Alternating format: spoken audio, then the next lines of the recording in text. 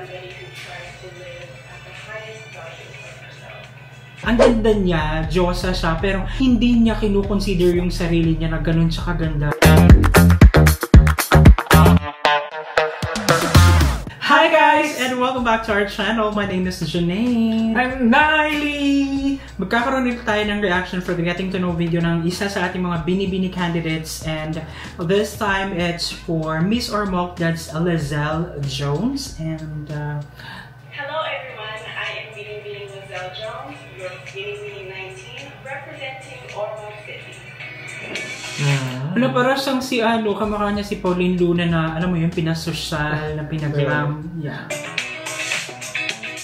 I think of a woman who is trying to better herself in all aspects. Self-development isn't a one-time practice. Self-development is something that we practice recurring throughout our life.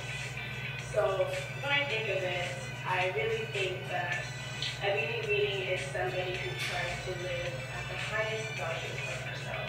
Ang cute nung kanyang concept or definition about being a Binibini. It's, you know, self-development. It's about self-love, and bawat Binibini ay pinapahalaga nila yung sarili nila at kung ano sila. Tapos yun yung kanilang dinidevelop. So that was, you know, cute and yeah, it's relatable. And it's very deep na talagang when you, dapat hindi tayo nag-stop to develop ourselves, kumbaga continuous learning process.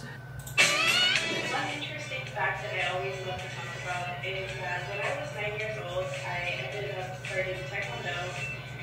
It is actually a form of martial arts. So from there, I wanted to compete nationally because I actually see my sister who was doing it, and I would watch her in her tournaments, look up to her. And she was a big example for me, so I wanted to try myself. Second one is this is actually my first national pageant. Before this, I only competed in one pageant before this.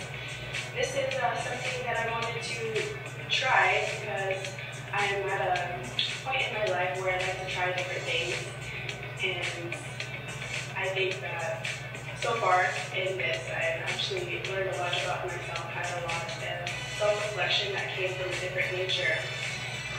I've done a lot of different types of self-development, like reading or education-wise, but in this certain endeavor, it's very different because I'm exploring a little bit about my femininity, especially since before that I was a martial artist. So one thing is I actually love to learn about psychology on my free time, because I do believe that when you learn about psychology and the way that the human brain works, as well as human functions, I think that it's better to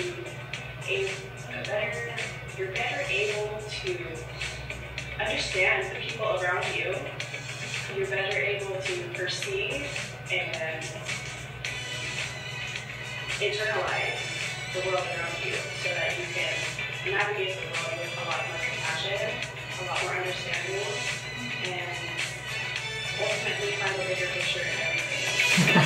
Ang cute niya, parang what I can see there is a very shy girl na trying to explore kung ano pa yung kaya niyang gawin, trying to discover new things and you know, make her life worth living and just enjoy. Sa akin ang napansin ko sa kanya yung commanding eyes niya.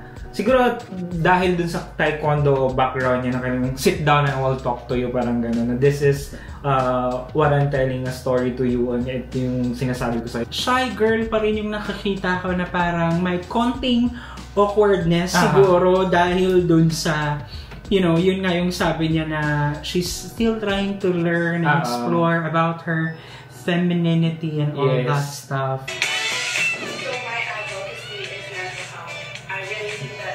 Mental health. Because the way that we perceive the world stems from who we are, how we feel in the inside, and how are we going to be able to navigate the world if we're not compassionate for ourselves in the inside.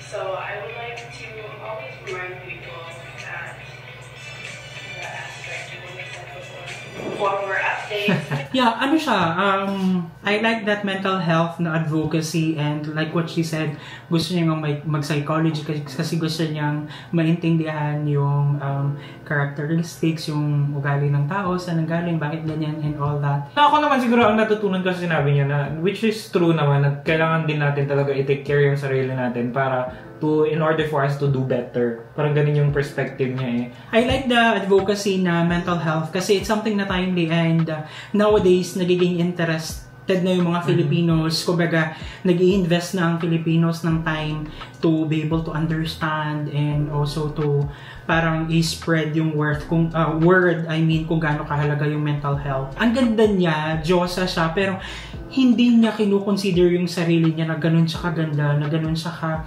you know, 'di ba? Parang nandun pa rin yung I felt like yung kailangan ng konting push sa kanyang confidence siguro.